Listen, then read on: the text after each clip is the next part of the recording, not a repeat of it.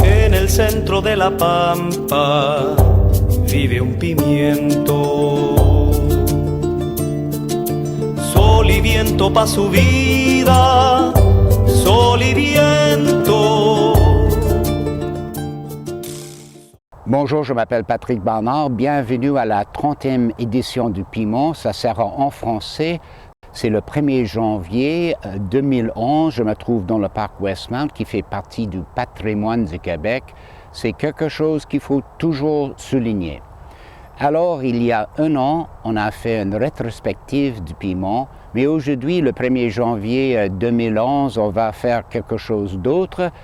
On ne va pas choisir une personne de l'année, mais un groupe de personnes qui s'appelle les partenaires du parc écologique de l'archipel de Montréal. Alors, on va revivre aujourd'hui quelque chose qui s'est passé le 11 septembre 2010. C'était même peut-être un peu historique, c'était une conférence de presse organisée par les partenaires et surtout par une femme qui s'appelle Sylvia Ollimark. Sylvia Ollimark a lutté pendant plus que 30 ans pour l'environnement ici à Montréal et au Québec. Alors maintenant, on va revivre cette conférence de presse dans le mois de septembre. Alors bonjour tout le monde. Merci de vous être déplacés en si grand nombre. Mon nom est Tommy Monpetit. Je suis porte-parole avec David Fletcher du Parc de l'Archipel de Montréal. J'aimerais vous présenter notre maître de cérémonie pour aujourd'hui. J'ai l'honneur de vous présenter M. Thomas Mulcair, qui a été ministre de l'Environnement ici au Québec de 2003 à 2006, qui est maintenant député du d'Outremont pour le NPD et chef adjoint à M. Layton. Donc, je laisse la parole à M. Mulcair. Merci beaucoup. Merci beaucoup, Tommy. Quel plaisir d'être ici avec vous aujourd'hui. Quelle journée vous avez choisi aussi pour cet important événement? Je suis très heureux de cet événement parce qu'il y a beaucoup de municipalités déjà qui y sont arrivées, même si on est tôt. Et puis on a une belle journée vraiment extraordinaire pour ce pique-nique. Et les partenaires du parc écologique, ça représente quoi à Montréal, dans la région? Dans la région, c'est environ 19 municipalités maintenant qui sont partenaires du parc écologique. Et puis il y a plus de 80 organismes, donc c'est une vaste majorité de la population autour de la CMM qui participe. C'est quoi le message? Le message d'aujourd'hui, le message qu'on envoie aux municipalités, aux arrondissements? C'est de bien planifier le développement pour pouvoir protéger un minimum d'au moins 12 % du territoire, pour pouvoir créer une ceinture verte autour de Montréal et à Montréal. C'est le message qui est envoyé. Le parc écologique de l'archipel de Montréal était au commencement, il y a juste quelques années, une idée, une vaste trame verte dans le sud du Québec. Et il y en a, les partenaires agissaient, oui, mais seulement 2 municipalités ont pris l'engagement d'appuyer activement et publiquement la formation de cette grande trame verte. Maintenant, c'est une quinzaine de villes et d'arrondissements qui s'engagent. Le parc écologique commence à se réaliser. Et la conférence de presse dans le parc La Fontaine le 11 septembre était l'occasion pour ces 15 municipalités et arrondissements de proclamer leur adhésion au parc écologique. Cette trame verte va inclure des milieux naturels, mais aussi les parcs urbains comme le parc La Fontaine et le site Meadowbrook dans l'ouest de Montréal. Le but de cette démarche collective est de sauvegarder un minimum de 12 % du domaine bioclimatique de l'érablière à carrier cordiforme de sud-ouest du Québec, avec une ceinture verte de forêts, de milieux humides, de plaines inondables et d'îles, tout relié par les corridors verts. Quand vous voyez ces gens ici et les arrondissements, les municipalités qu'ils représentent et elles représentent, est-ce que vous avez l'impression que c'est vraiment, ça commence à pousser ici? Absolument. Comme vous l'avez si bien dit, d'avoir autant d'élus municipaux, je crois ils sont une quatorzaine, quinzaine aujourd'hui, ça montre que le message passe, que c'est quelque chose qui est dans leur intérêt et qu'ils veulent promouvoir. Et donc, on est tout à fait ravis de voir tous ces gens rassemblés ici aujourd'hui. Pensez-vous que c'est réalisable?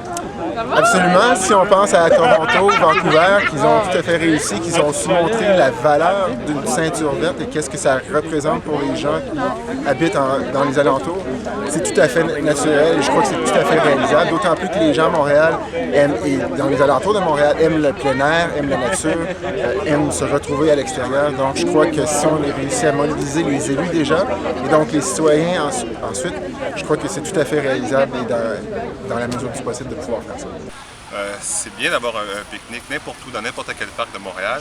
Et c'est encore mieux quand on a l'impression de se perdre dans la nature, quand on a l'impression d'oublier l'urbanité qui nous entoure une fois de temps en temps. Et là, on en a la preuve ici, sur le parc La Fontaine. Ce sera la même chose à Meadowbrook. Les partenaires du parc écologique, c'est une idée, c'est un concept, ça commence à devenir une réalité. Monsieur Tusson vient de me dire ça. Alors ça va lier les parcs de Montréal, les parcs de l'ouest de Montréal, les îles de Boucherville. C'est tout un tram verte qu'on envisage. Est-ce que vous pensez qu'on est plus proche à cette réalité-là maintenant? Absolument, parce que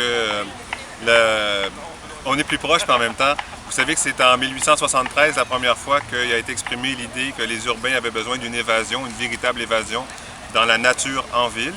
Et donc, c'est une idée qui prend du temps à se développer puisqu'elle a commencé au siècle passé, mais on y revient à cette idée-là. On revient à l'idée de réseau, et c'est plus simplement un réseau pour le plaisir des urbains, c'est un réseau écologique aussi, parce que plus un réseau est long et large, plus il est fort écologiquement.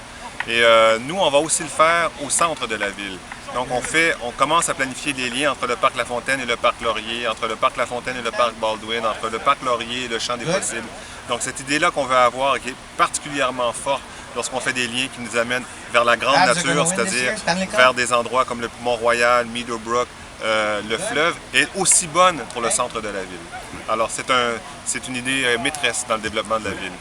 Well, I'm here to support the notion of the parc écologique. I think it's extraordinarily important for the future of not only Montreal, but the surrounding area and all of our families and children's children. So we're losing it and we need to keep it. Now, as you know, Patrick Ashe, and you yourself have talked about a larger Montreal Greenway, which is really what le Parc écologique is, except on a larger scale.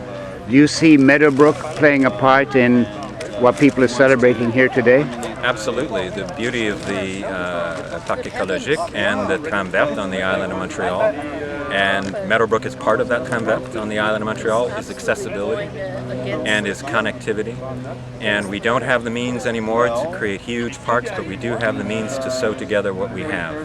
And people from all over the island should be able to get to all of the parks on the island, and Meadowbrook would be a jewel in that crown. So this is part of this maybe work over several decades of sewing things together. Huge amount of work by lots of people who have been working very, very hard, and they're just now becoming known, and their projects are becoming known, and they're precious, and they deserve a salute for what they're doing. They're working for everybody on this. Qu'est-ce que je pense? Oui. Je pense qu'avec le beau soleil, on a un bel espoir qu'on développe une trame verte de la grande région de Montréal, une ceinture qui va entourer Montréal et qui va s'étendre comme une toile d'araignée pour permettre à toute la communauté montréalaise d'avoir accès à des espaces verts pour faire des loisirs, pour faire des activités, pour profiter d'un peu de nature et un peu de plein air. C'est intéressant parce que Campbell Stewart vient juste de me dire que, écoutez Patrick, on ne peut pas faire des grands parcs nouveaux, mais on peut prendre ce qu'on a et on peut tisser un réseau, tisser un toile justement. Alors c'est ça l'idée, n'est-ce pas? C'est une partie de l'idée. Je pense qu'il faut qu'on travaille avec divers niveaux d'intérêt dépendant des régions de la communauté métropolitaine de Montréal, milieu environnant. Il y a des secteurs où il y a des terres plus en périphérie qui pourraient être protégées. Dans d'autres secteurs, on peut réhabiliter des milieux qui sont dégradés et dans d'autres secteurs encore, on peut créer des liens qui vont permettre à la diversité biologique de voyager d'un milieu à l'autre. Donc, c'est vraiment de s'adapter aux capacités de chaque secteur pour tirer le maximum d'un réseau vert et s'organiser pour que toute la communauté puisse en profiter, quelle que soit la région de Montréal. The consensus seems to be growing. This is a good idea. That it's something that we've needed for a long time, and all the participants from the various municipalities seem to be quite enthusiastic with their membership in this coalition, if you like, or partnership. And so for us, it's very encouraging. And this has grown from 2 to 15 just since the beginning of this year. So I think, it's going to cascade. I think people are going to realize that this is something they're going to need to be a part of, environmentally and politically. I think, the move's moving. It's on its way. So hopefully following this event, we'll be able to reach out to Montreal again and to the city of Laval and other municipalities around to get them participating as well. And that'll be the next move. We can connect up the fragments with rehabilitated stream courses, and that's the concept, to get something that has some sort of contiguity and to create a network. It won't be a band as such, but it will be a connected network that joins up all these fragments. And I think it'll be a very interesting project globally. I think the world will look at this if we get it done and say this is a model that can be applied elsewhere.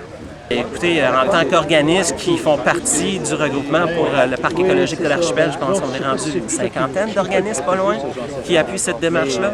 Donc, c'est quand même significatif de voir qu'il y a un accord général de tous les spécialistes, de tous les intervenants qui connaissent l'intérêt pour l'environnement, mais pas juste d'eux, maintenant de représentants municipaux, de représentants d'arrondissement, de gens qui ne sont pas du domaine de l'environnement, mais qui reconnaissent qu'il y a des bénéfices pour la santé, pour l'économie, pour le plein air, d'avoir un réseau de milieux naturels à protéger.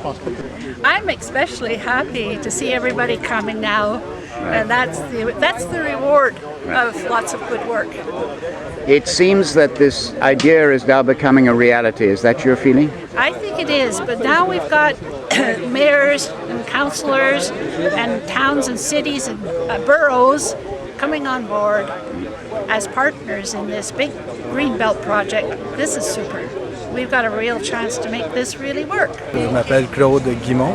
Je fais partie d'Environnement Nature Boucherville, à Boucherville. Et je fais aussi partie d'un organisme qui s'appelle les Amis du Parc national des îles de Boucherville, un organisme nouvellement constitué depuis 2 mois dans le but de protéger les activités qui se font alentour du parc national des îles de Boucherville.